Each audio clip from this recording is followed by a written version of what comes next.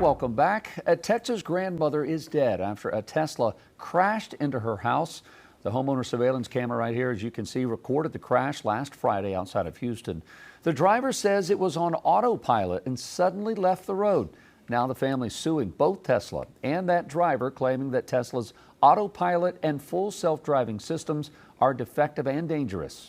All right, joining us now, our chief analyst, Khalif Rhodes. Khalif, Elon Musk came out and said that, yes, it might have been on autopilot, but also when you press down the accelerator, there's some user error assigned to it. It says autopilot drives slowly in these neighborhoods. What's the process of proving these claims look like? It's a number of portions that they'll have to try to prove. First of all, it's a typical negligence claim, a duty, breach, causation, and damages. Wrongful deaths are going to go through that negligence claim. So the driver of the vehicle is going to have a negligence claim, but then you have the product's liability. So it's going to be defective design, failure to warn, marketing defect. And if you go through that duty to warn, that defective design, it's a couple things.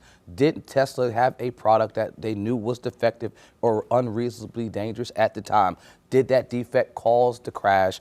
Did they know or should have known that this would have caused a crash? Did they fail to adequately warn users that this could occur? And then were they the proximate cause of the damages? And so I think when you attempt to go through a number of those steps, you see Tesla's been sued in a number of states for these types of claims, and immediately they come out and say, well, user error, user error.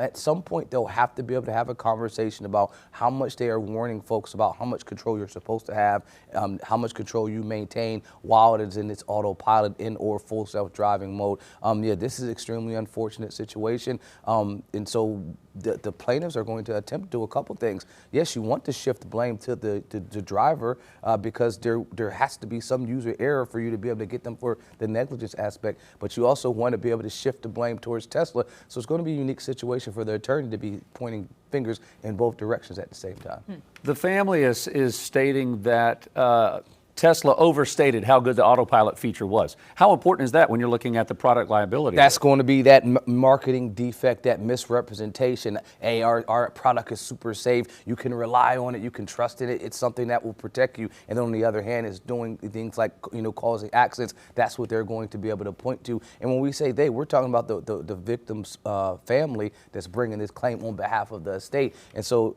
this is already going to be a hard, traumatic situation you're going through. But you're going to have to be able to prove that. First of all, I'm sitting in my living room. I had no error. So this isn't like I contributed to this at all. So we know that the family had zero error in doing this at all. So now it's who actually is going to be able to take the blame. Tesla's going to be attempting to point to the driver the entire time that, hey, we warn drivers that even if you hit the button, you have to be able to maintain control of the vehicle. You have to be monitored. You can't be on your phone. You can't be sleeping. It's going to be all those things. But even what Julian said, hey, our vehicles are programmed to drive slow in neighborhoods. But you can see from the video, it looks like it's accelerating.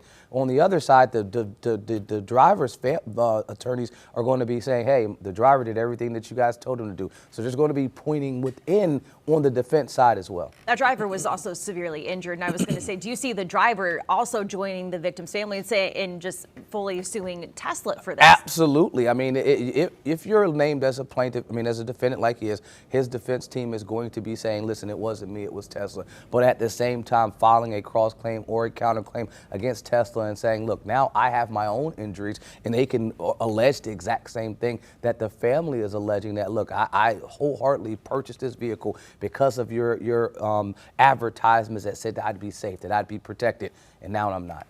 Does it matter at all? Because we know that the National Highway Traffic Safety Administration, they've launched a special investigation into this crash. The driver isn't facing any criminal charges right now.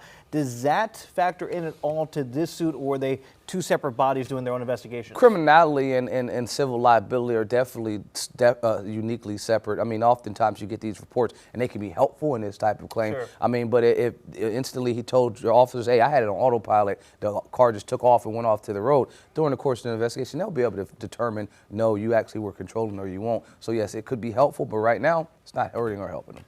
Okay. All right, Khalif, thanks so much. Appreciate that. More topics coming up with him in about an hour. Queen City News Plus. Just search Queen City News on your smart TV's app store.